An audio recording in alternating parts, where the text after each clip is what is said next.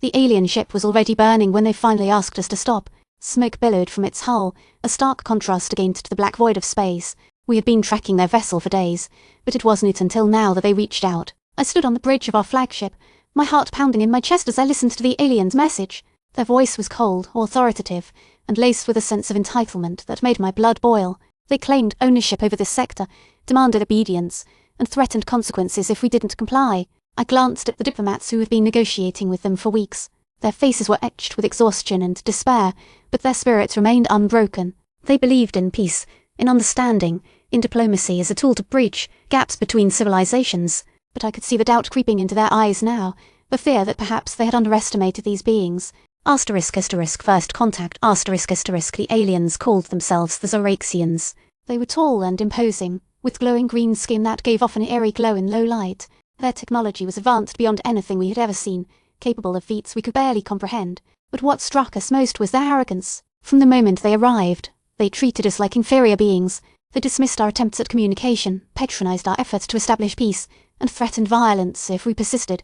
We tried to reason with them, to show them that we were not as weak as they assumed, but every time, they only grew more dismissive, more contemptuous. Misreading human nature. We sent delegations to their ship. Each one met with cold indifference or outright hostility. Our leaders pleaded for dialogue, for understanding, for a chance at coexistence. But the Zoraxians saw only vulnerability, a weakness they intended to exploit. They began installing surveillance devices on our planet, monitoring our every move. They claimed it was for their safety, but we knew better. We watched as they tightened their grip, each day bringing new restrictions and tighter controls. Our people grew restless, anger simmering just below the surface. Negotiations failure. Our diplomats continued to negotiate, but the Zoraxians showed no sign of relenting. Every attempt at compromise was met with stubbornness and defiance. Desperation began to set in as our options dwindled. War seemed inevitable, but we still clung to hope. Then came the ultimatum: submit or face annihilation. Our leaders convened an emergency meeting, discussing strategies for resistance. Diplomacy had failed. It was time for action. But even as we prepared for war, we knew it would come at a devastating cost. The decision. I stood on the bridge, watching the burning alien ship as our fleet gathered around it.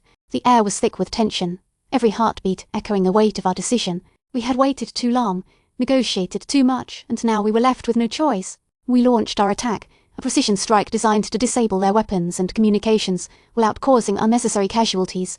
The battle raged for hours, but in the end, our strategy proved effective. The Zoraxians retreated, their pride shattered, their power weakened. The reckoning. In the days that followed, the Zoraxians begged for peace, pleading with us to spare them. They admitted their mistake, their underestimation of humanity. They saw now that we were not weak, we had simply been patient. Our leaders granted them mercy, but demanded concessions. The Zoraxians agreed, understanding that they could no longer dominate us without consequence. From that day forward, they learned to respect us, to treat us as equals, and in time, we formed an alliance, united by shared understanding of strength and diplomacy.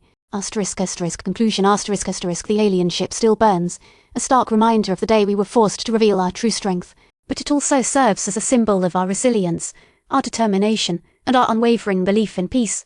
We may have been underestimated, but we proved them wrong, and in doing so, we secured our place among the stars.